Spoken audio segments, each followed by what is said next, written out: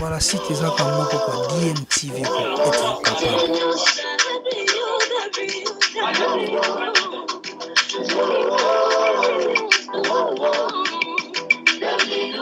Voilà, site ezaka moko kwa DMTV kwa êtes-vous capable.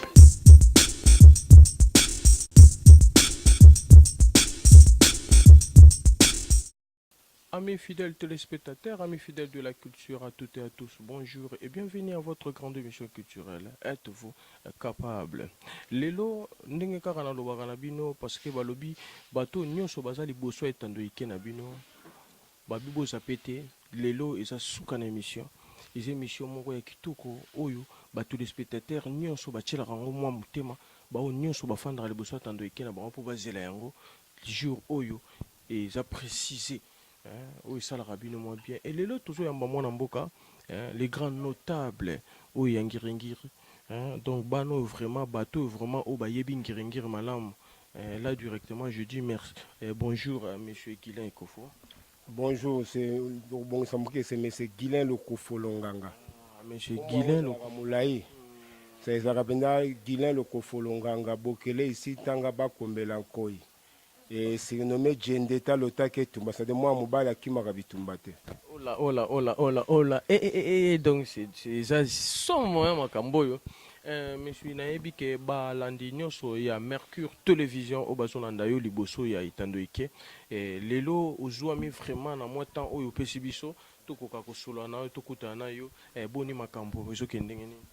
Bon, makambo ya nini makambo ya ba commerçant makambo ya processus électoral tout makambo ya ngoto wala faut à la précis parce que biso toye parce que toyebi koza dans na kata ligne mais to lo blesko makambo ya ngoto parce que yonde notable donc moi on a vraiment oui bois la vraiment ya kata ngirengir boni makambo bon makambo na kata ngirengir eza bina pepele hein bien qu'il y a eu un moment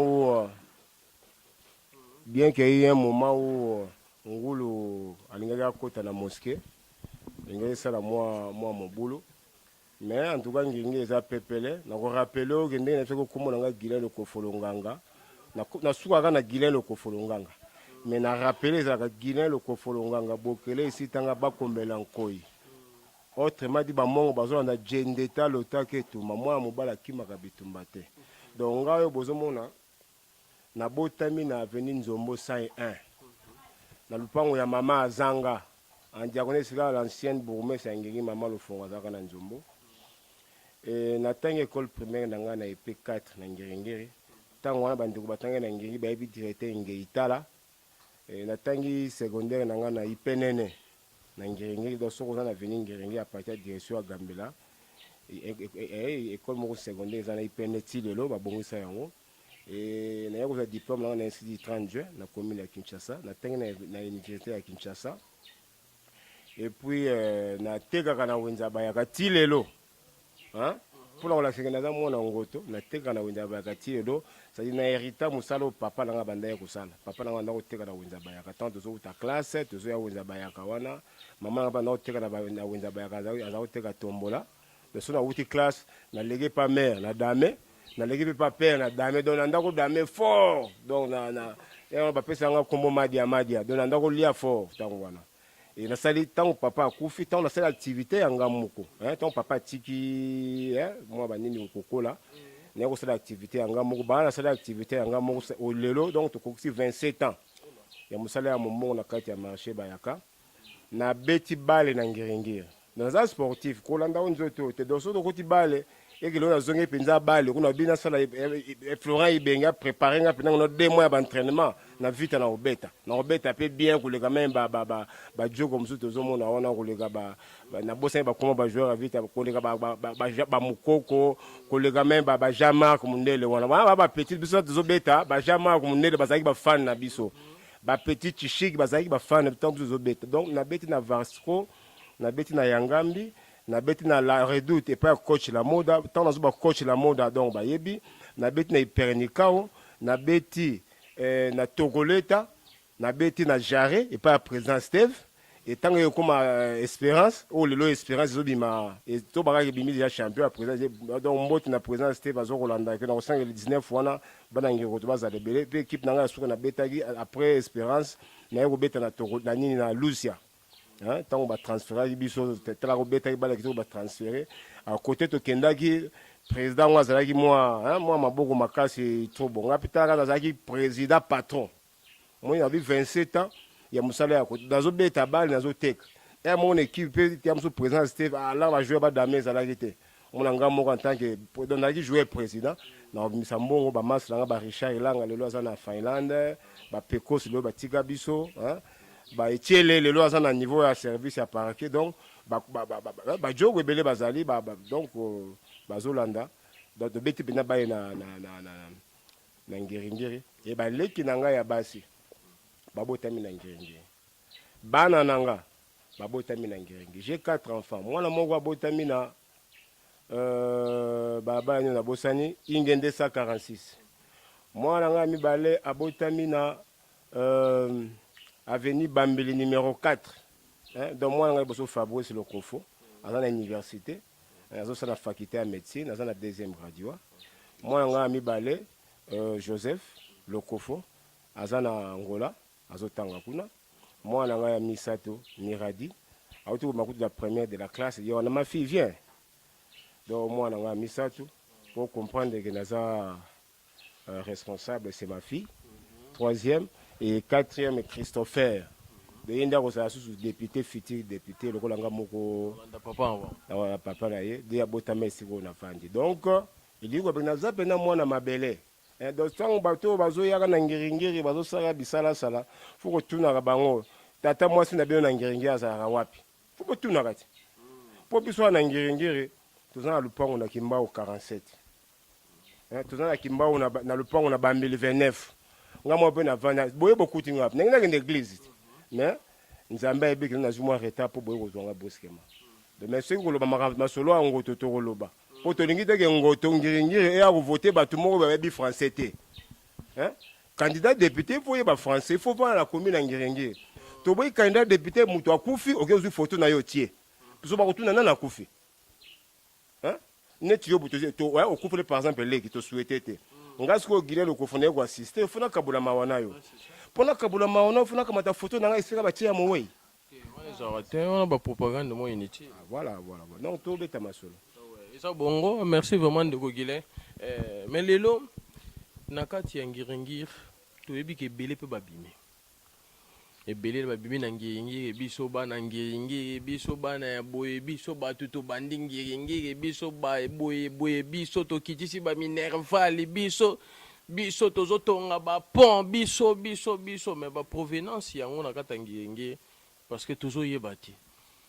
Yango tulubagi mingi to zana nande Gogile.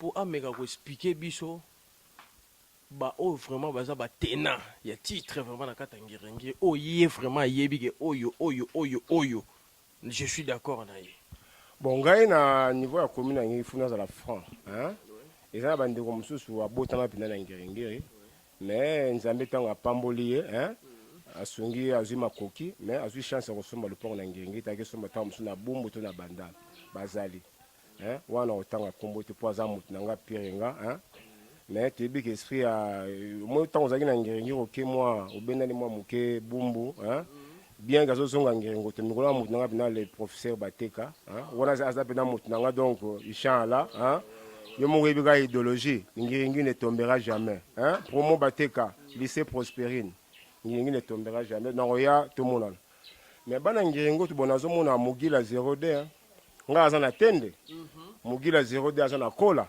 de la minute so na bikanga ndia moteke pane na okende kolia so na déjeuner pane na okende personne qui peut mère azana zo teka tombola hein na kepe na sempe moi ilamba pona bana balata vous comprenez donc mugila 0D aza mwana ngoto nga na diaka kuna ipe moko ya koto mais na moni pe wana bale ezali ozui ndeko nanga Patrice Boto ipaza mwana ngoto soko ke na nyangara okomona ye aussi promo malenga hein école ezali awa azape mwana ngoto hein donc oyo nazomona penza hein bango wana penza donc aussi mugila 0D aussi promo malenga ozwi Guilain Lokofo bango na yebi na ba adresse na bango physique hein bon misusu ba wuti ne peut-être pour la raison ya campagne ba ye bon na moni pe moko pasa na ba bolafa asosa je crois asosa Birmanie misusu pa za wana ba kombo de moni tellement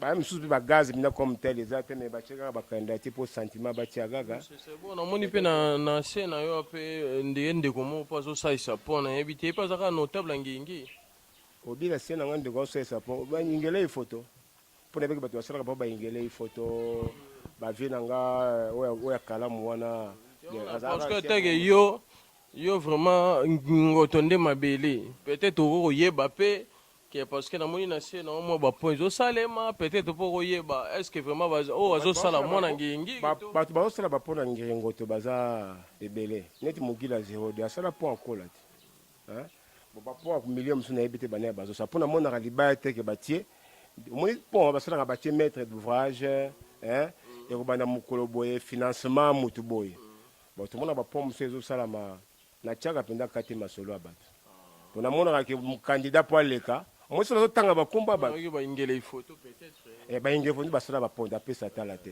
basala ba pont peut-être peu oui parce que ça notable mona ngingi oui ba ke au pro sala pont na seke mutu intel pour yonde makambo te il y a ceci bon mutako ya sala pont pour yebana hein mutako ya sala pont peut-être avec son sali pont ba voter pour la sali pont mutako ya kunde bembe hein na buluka ya campagne mutako ya pesa polo na buluka ya campagne hein mais faut ba que pour ba voter mutu hein bien que constitution le bien pesi congolais ce droit ya vendre ya circuler librement c'est toute l'étendue du territoire national mais en matière mapona mito komi mayele hein au même ngayo na zabi na posa o chali bayate na cheli baya po to yamba ki pe bato to yamba bato mutu sa pe ba association ba les amis na otanga kombote hein mais bango bazo sala c'est comme si bango bazanga na makila ya vert biso zanga na makila ya rouge ou bien bango bazanga na makila ya rouge biso zanga na makila ya vert c'est comme zoba na buzo batanga biso to tanga ya ngote ya to bité tout biso mo to tia yango nazolinga na ngiringi na ngai ngiringi ngo na botami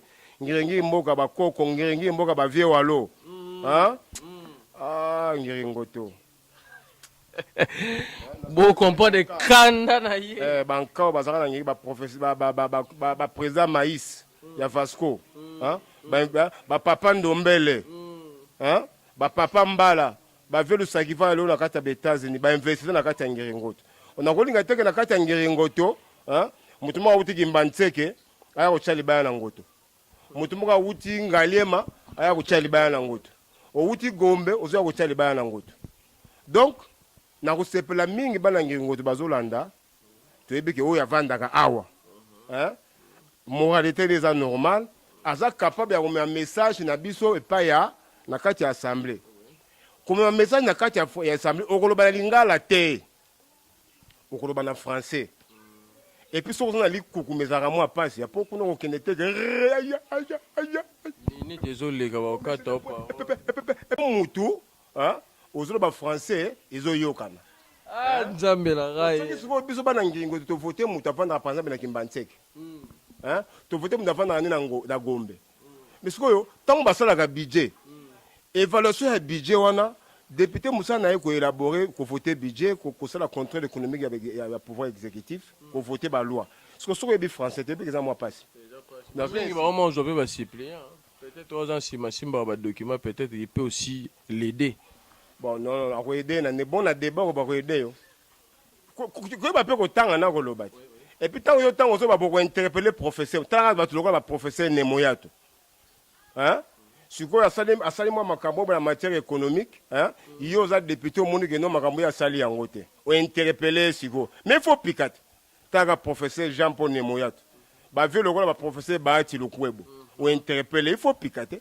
ba vie le ba Rimo Vasakani soko interpeller il faut piquer le lot souhaité le lot c'est délit c'est ça comme premier ministre hein le président de l'ICE a envoyé comme premier. Tant qu'on est interpellé, il faut piquer. Félix Tshisekedi comme président de la République démocratique du Congo. Tant qu'on va avoir premier ministre, c'est le gouvernement. Le ministre va avoir pamba. C'est que yom tout. Donc parlement ils ont parlement nettoyé sur le terrain. hein ou eza que bato ba phase na bango quand aboye qui sont pour qui sont contre bazo voter sur ba budget bazo voter sur ba budget ba 5 000 dollars 5 millions de dollars c'est 5 milliards hein, de francs congolais un pays comme la RDC tout ça plus riche qu'Angola en faune en flore en sol et en sous-sol plus peuplé qu'Angola Angola les déjà ba 40 milliards biso tout ça toujours na c'est donc ntomoli esa bato na balufu kubongeza eza le te bazinga be bakanga ngo bazinga bakanga lufu ngo mais tozotelemela syndicat zobunda kaka syndicat fo neti yo pe muta makambo te fo telemela ngo kaka telemela déjà tanga matata ponyo linga ekufa déjà mais tokendaka tosalaka 5000 papiers totelemela premier ministre matata ponyo tobani lufu ne tombera jamais topesa exemple que uila oki et uti Malaisie et koti na Matadi ba société ba importateur amine bazana kati ya mbona bayina ngona Kinshasa 11000 mais les mêmes produits où tu as en Malaisie et il y a Angola louf 8000 na Kinshasa. Tant que ça dit calculer la différence là, les premiers ça comprendre que non, l'État au satisfaire consommateur, tout au satisfaire importateur. Ce qu'on a donc marché le fou moyen tomber exactement. Au sein bandoko ba kendenge louf. Vous évitez de défendre Beno à tout moment. Bien que vous boiez qui s'en benga souhaiter le tout ça ba défense moins belé. Vous besoin na bino donc numéro na 089 89 62 766 dans un 089 89 62 766. Au moins émission na osala na yo. Nazo banga mabe. Te follow ba vérité nini les cas qui font. Nazo banga po. C'est comme si ba comment ko tindela nga bato. Oyo sai na émission. Hein? On ga coller émission. Na ko sengo CD opesinga CDT mo kamati CD oko trafiquant pa ya bato mususu wana nani susu wana bon na otanga kombote ye moko yebi na sai be émission na master na yo 3 émissions ne ba CD nga sai émission na finga ki motuté apesa yango quelque part et quelque part ba utiliser ngo comme astuce ba nuire l'intérêt ya Guinée de Koufou bon comme te ba ko samba nzambe azali yango mpe tozolobelela likambo oyo trop ya bandeko na biso bajournaliste bandeko na biso bachroniqueur totika vie oyo sala mosala comme il faut tozala na milieu du village ozosala émission te mpona pour moto boye yango moni mingi mpe tokomi lokwa basinzili ya basima bato moko boye bakomome soko lobino ayoke na aa mais eza mosala okende kotangela classe te yango moni tokomo perdre ba personnalité moko boye pa bato moko boye à cause na bino bato bosala biloko boye regardez mutu munene lokola le président guinéen abandolo ba biloko boye c'est pas aussi bien tobongisa musala bayaya tobongisa musala président tozoka na likambo moko yo leka wa jeudi eza nino juste parce que yo nde syndicat yo nde oyebi makambo wana ah oui j'ai dit toza na grève nga aza na otoba na yo naza vendeur ça fait 27 ans et na bosana ki fonction moko nazalaka nango président national le syndicat national des vendeurs du Congo fonction nazwa yango grâce ya papa Henri hein papa Henri tovai na ya na kati ya TND 163 aza pawa c'est un papa c'est un agent na DG a une expérience belé après ça ba conseiller belé et tellement ba conseil on a zoaka na wepa na ye c'est ça qui a fait que le longa Guinée le Kofo nazala président national je sais que papa wana moi si bana bandeko na ye da mikologa ba kobuka ya hein moi ba katu kwa bianza hein pour ba la fuko na katu ku bianza madi mbongo donc ba revivre par rapport ba revivre bolamu na ye attends likambo to ça la jeudi na le bien président national syndicat des vendeurs to ça la grève grève to ça na marché Bayaka na aux alentours ça dit une partie à Kassavoub et ko ça peut affecter la grève voilà to ça la ngopé na marché des anciens combattants na commune ya Ngaliema et ses environs to ça la ngopé na rond-point Ngaba secteur on a tout ça la grève.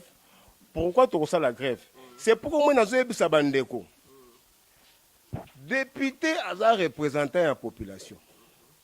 Jusqu'aujourd'hui, la seule personne, les seuls syndicats où ils ont commerçant la carte de la République démocratique du Congo, c'est les syndicats nationaux des vendeurs du Congo. Tala ba pa bazo ça la commerce à détail. Tout ça la marche le 26 juillet 2011. Banda Gare Centrale, type primature. À l'époque, le premier ministre Adolphe Mouzito Ayambara Bissou. eza mutu banda botama na bayamba ye na premier ministre te atie mpe candidature premier ministre na yamba ye te apesa ata mbote boye mais Guillaume Lokofa chance wana premier ministre ayambi biso bakanisaki Guillaume Lokofa tanga te tozalaki na bagouverneur ya ville ya Kinshasa Andre Kimbuta les 4 ministres ya économie ya commerce tout ça bango nyonso basalaka baintervention na bango na français même le gouverneur ya ville ya Kinshasa mais tant que batuna biso bacommerçant bayebi président azala à l'aise lobata na lingala lobata na lingala bato bakocomprendre yango abi non comme les autres ont parlé en français moi aussi je vais parler en français bato mingi baza na kati ya bawenze lelo ne pensez pas que batanga te il y a des licenciés na kati ya wenze musala eza te mais se retrouve na kati ya wenze même miobo otangi ntango osalaki section mosusu mais boulot ntango mosusu eza te bon nakotaka na ino licencié koluka moyen ya kovivre nayebi si le premier ministre quand vous lisez l'esprit de l'ordonnance 9046 du 8 1990 portant réglementation du petit commerce il est bien écrit l'exercice du petit commerce est subordonné à la détention d'une patente. Donc pour avoir l'activité commerciale, il faut avoir la patente. Et pour avoir la patente, il faut avoir la nationalité congolaise. Donc un étranger, étant donné qu'il ne peut pas avoir la patente, il ne peut pas aussi exercer le petit commerce. Mais ce que nous ne comprenons pas, les ministres de l'économie ici présents ne veulent pas appliquer ces textes. Au moins, nous avons la français, nous sommes à l'aise. Très à l'aise. Et voilà, on a un grand prêtre, un premier ministre, chef du gouvernement. Un ministre. On a 2011. En 2011, ça fait 6 ou 7 ans. Tant on a un français à modèle. Et j'ai convaincu le premier ministre et les membres du gouvernement, le gouverneur de la ville de Kinshasa, ils sont arrivés à signer le décret 011/37 portant mesures conservatoires en matière d'exercice du petit commerce et du commerce de détail. Si vous avez un article de Balobi, vous pouvez sur le commerce à détail. Mais vous avez un champ d'action, il y a le commerce à détail dans le secteur de c'est-à-dire étranger, à cause le commerce à détail dans le secteur, à cause la station-service. Mais vous avez 1 litre. Vous avez étranger à cause de la station. Étranger à cause de la supermarché. Étranger à cause de l'habillement de luxe. Vous costume $50. Vous jean. Ndé tout le monde a bakauto moi je me dis te on est étranger à cause la route de son dans l'illégalité étranger à cause la commerce et distribution des boissons étranger à cause de la mituka ya sika na ba appareil électroménager de étranger à cause la quincaillerie à cause de la boutique à cause la pharmacie de bas la dépôt pharmaceutique tout le monde pe l'article de Balobi il est interdit aux producteurs importateurs grossiste non importateur d'exercer le commerce de détail. C'est-à-dire, il y a un fabricat, il y a une importation. Ok, dans le Liban. Now, il y a un gros na Kinshasa, mais aucun de Liban daté. Et puis, qui s'est mis dans le commerce, il y a détail. On l'a dit. Si vous avez un niveau de la grève, ils ont des Indiens, des Libanais, des maisons de secteur à quincaillerie, ils ont un détail. On a mobile Kolobi, mon père qui a commerce à détail dans le secteur à quincaillerie. Mon député bavandi bavandi bazolia bango biftek soki ba shawarma soki bandi koto makabuzo nango bazomona ngo te mais gila lokofolonganga bokele sitanga ba kombela ko vendeta lotake tumba azobunda papa yabi moi nga mon fils restez vigilant restez mobilisés déterminés vous allez réussir le combat yango tozo continuer lundi et puis après ça moi na Janaï il a la sécurité nanga Bazami Balejanaï, na voisin locataire Chadrak. Na petit nanga coach Kabwe Kanakaro. Kanakaro ni so Rwandais te aza pena congolais muluba. Ni ba ba luba jikema. Donc muluba penza. Hein? C'est-à-dire ba payan étant ba ko sala commerce à détail te. Ndi yango biso Sénégal to telemeli batuana. Ba appliquer mibeko. Nous avons un ministre de l'économie. C'est le ministère de l'économie qui fait d'office la police du commerce. Yende Moutessengla a sanctionné Moutonnion sur le commerce en violation à Mibeko Mboka na biso. Tant où il est peut-être le rôle à Yesika, où il 32 ans d'élite dans l'opposition, Yesika va donner Moussa et bien. Biso photo ganga pour Ayoko. Parce que le chef de l'État, na clôture, il y a des travaux de concertation nationale. Nazaka mwana ngoto moko ya kotaka na concertation nationale. Et j'ai fait adopter à peu près 67 recommandations. Les recommandations, le gouvernement a solo appliqué en haut. Et vous avez dansé. Vous avez parlé de recommandations de lobby. Et puis, qui s'en mis dans l'école, il y a un uniforme. Pour l'école, il y a un registre du commerce. L'école, il y a un agrément, pas payer ça dans la maille et à autant. Mais par contre, il y a un journal de classe de $10, $15. Alors que dans le ça, c'est 2000 francs. Uniforme, il y a $15, $20, $30. Mais il faut que vous ayez un kilote, une chemise, et vous avez $10. Vous voyez? Et comme il coûte, mais bon, on va dire ça. Il faut pas payer ça. Il faut pas tirer ma camboile. Travail manuel, comme quoi on a dendo. Ministre de l'enseignement, comme un ministre d'examen d'État. C'est-à-dire, il faut une interpellation solo et salam. Contrôle parlementaire. Contrôle de la ministre. Nous avons télémédic en petit commerce. Et c'est l'État a appliqué. Le gouvernement a insisté sur l'application rigoureuse. L'application rigoureuse des textes qui interdit aux étrangers d'exercer les petits commerces et ainsi que les commerces de détail. Nous avons en tant que président national des syndicats.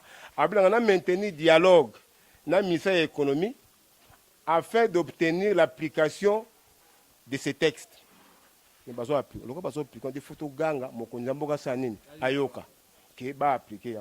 Nous avons fait jeudi, le 10 mai, na distance na lobby. Donc, motegi moko te akofungola. Eza na wenza bayaka, eza na wenza ancien combattant, boutique, magasin na rond-point ngaba. Boutique, magasin moko te akofungola. Et donc, on a sepeli sous na bourgmestre à Kassavubu. Asali nini? Kadima. Non. Mbouimeta. Maman Mbouimeta, maman. Ah, na Kassavubu. Et donc, on a sepeli nini? Ceux qui va bourgmestre, nous sommes un exemple en haut. Je crois que tu as solution avec le commerce. Il y a un petit quoi. Parce que na ganga banda kalake, ce sont les bourgmestres ndé. Ça a une autorisation d'ouverture. Mais c'est pour la toute première fois qu'on a vu la Kinshasa, Madame la bourgmestre a beau mbongo. A beau mbongo a bien une autorisation d'ouverture. A beau une autorisation d'ouverture parce que bon on société et que le commerce à détail. A pimé une autorisation d'ouverture. Et puis a payé 48 heures bakanga. Donc 48 heures ici la gilobi samedi. Sur lundi na biso na bango tokotala. Bako kanga to bako kanga te. Soki bakangi te, l'État akosala nini? L'État yemoko akoya ko kanga to l'État akosala nini? Soki l'État akokanga te, jeudi tokosala nini? Marche. Jeudi tozala ka bakatana ya grève. Donc mubange na grève nga moko ndeko giyano kofo don kozala. Le président national. Parce que mbale boso nazalaki te parce que nazalaki na kangamaki. C'est plainte ya ndeko edi yeli. Yende mutafunda nga na parquet. Dans une infraction à imputation dommageable na finga qui est. On a un parquet. Et là on a quand même une infraction imputation dommageable bah il faut mandat d'amener. Pas même mandat à comparaison, pas même. Oh. Pas un. Ils ont raté, ils ont raté. Sambaki devant le magistrat situation les gars qui calme, on a signé un protocole d'accord pour que Kimia isa. Alors on a beau aussi la publicité, non c'est une publicité. Dans autres tellement dans le bureau qui est petit commerce photo bundang. Mupaya na kati ya République démocratique du Congo ateka asa commerce à détail te. Biso ndenge tokenda bamboka so ke na Chine, okosoma biloko na usine te. Ngala kenda Chine. Tokenda to traiter na ndeko moko boye. Apesi nga société sika bango basombaka. Apesi nga numéro ya mutu wana.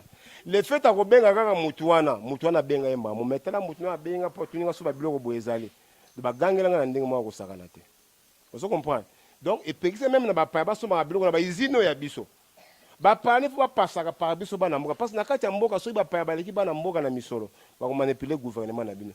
Et on se des fois gouvernement na biso a une incapacité à appliquer certaines décisions. Oyo ba moko ba signer. C'est anormal que vous signer une ordonnance loi, vous misi décret loi, vous misi décret, vous misi ba arrêter, mais besoin appliquer en haute. Il faut biso syndicat to tia pression.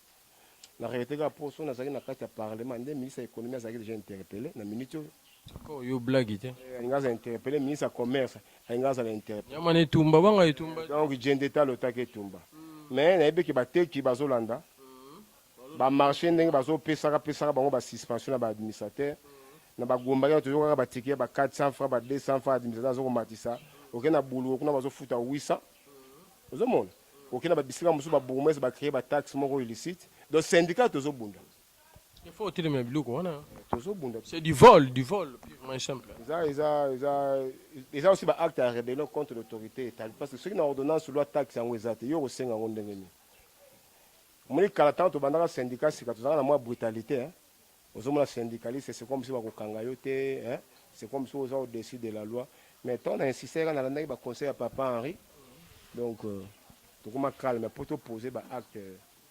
Ouais, moi, pour tout niveau, n'est-ce pas côté, ma selon les arènes. Si on a sali bon, au Kanga était habité, si on sait au Kanga, si on vient côté, au Kangote. Mais au Kangote, mais si on va intimider, il faut à la mort, mon lende, j'ai un détail au taquet tombe. Donc, ouais, merci beaucoup le président Guillet. Je pense que toujours courir déjà na fin cette mission na biso le pona lelo. Et là on y ko comme conclusion générale na ba bazolanda mo ba salutation pour tout et ba ko succès émission na biso lelo. Bon vraiment salutation na ngeza na ba membre nyo sur syndicat national des vendeurs du Congo. Bisira so bozali ko bana ba membre bureau exécutif bureau provincial mbote na bino yango. Président national en vol président de lycée Sanga mbote na yangoyo CGA Blaise Inch'Allah na pesi mbote na président Félix Tshisekedi hein oui bika tant tozalaki na séminaire ezalaki na IM donc tozalaki na société civile na so ngwa bizala tient bona tata na kufite wana père azana le vivant to betaka no masolo moko boye moyeke masolo ngo eza na nzela donc mbote na yo ba combattant sur IDPS ba combattant sur envol ba combattant sur ensemble pour les changements ba maman sur le syndicat bana ngotone na robosa na te on est tenté mais on a yonne mto simia ngo na mabele mame pour son apesite William kotomboka William kotomboka mabe surtout bana tende ba kotomboka lelo na zebisa bana ngiringoto to pesa loso na ndekete to pesa loso na ndekete ngula linga kota na mosquée lokola bo comprendre. Hein? Surtout moi. Pour te la gaba musulman bazo sambe na kati ya mosquée ko ngulu akoti. Na ebete ba ko boma ngulu to ba ko sala nini. Mais lokola ba comprendre que non ni ba te ba simba ga ba pau hein. Ton ba lagi se ga bo ngulu abimi. Donc côté wana calme ezali. To batela mabele na biso. To batela commune na biso. Tant to kola bangonga yango ya maponami. Foto tuna muto vandaka wapi. Campagne to kosula ngona français na lingala obeti lingala obeti français koyete ko ngana yaki dans sa candidat député ponde balobanga na biso hein nazali na na posa na la candidaté mais na yaka na makambo yo po bana nga bakendeke poto et puis na zo visa hein pour ba candidat muso balobanga na biso ndingo mais tango campagne to kotanga ba kombo poto za na ba oui on les a autorisés tango campagne to kotanga bina ba kombo to zubi ba CD yango to publier yango hein na ba Facebook na ba to che ba bafa na balabala oyoka pena candidat député mazo ba ino nga za na nga politicien te nga na côté ga makambo ya ba élection pour ba na ngai ba kendeke poto hein et puis pour na sécuriser ba faire na ngai on comprend est-ce na tangi komba mutu tangité on a boye lobi tango to kosi mission na yo tango bat ba kolanda et pas na biso babiloko wana poise à la raté o eza Mercure télévision pire mais simple bisa to lobara mingi vérité to finga mode na se ba mode na pesi mode ba mamba ba teki nyoso ya marché ba yaka bana tende bana movenda na bossa na binoté pour les base hein ba mamba nyoso ya mutualité base solide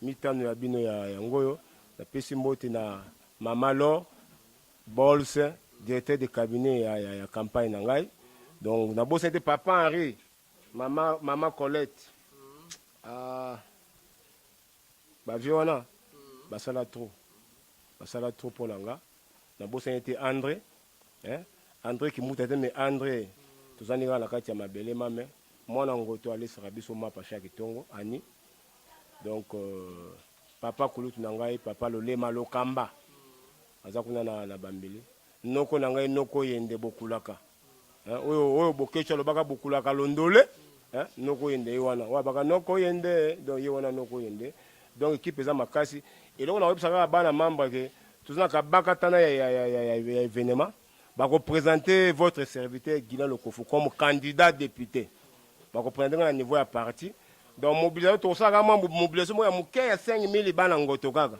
parce que moni muto abata ma lekio ma bili kinto la yemba ngo muto abata ma lekio ma yele alekio ma yele muto abata ma lekio ma yele c'est à dire réseau somo ya moni ba tutango ba saki moi ba bisala sala ba kunde moi bibembe ba salaki moi ba pesi moi ba soso moi salene tika mo ba pont ba kanisa ki le kofa sala kité suko le kofondé tant suko yo aye hein no moni mukili suko esa nini mokili efungwa mutu abatami aleki yo mayele sikoyo tozobimisa sikoyo makambo yango bana ngiringo to soki mutu aye alobi lingala alobi mpe français balobela mutu te ifo ye moko asala nini aloba bopesa loso na ndeke te. Merci beaucoup. Je pense qu'on peut se tenir debout. Nous sommes vraiment arrivés à la fin de notre émission. C'est par ici qu'on a mis fin à cette émission. Ciao. Merci. Loso na ndeke te.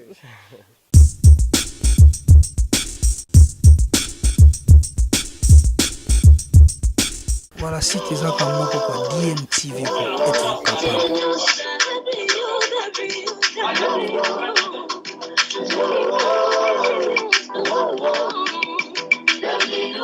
Voilà, si tu as comme moi quoi DMTV pour être capable.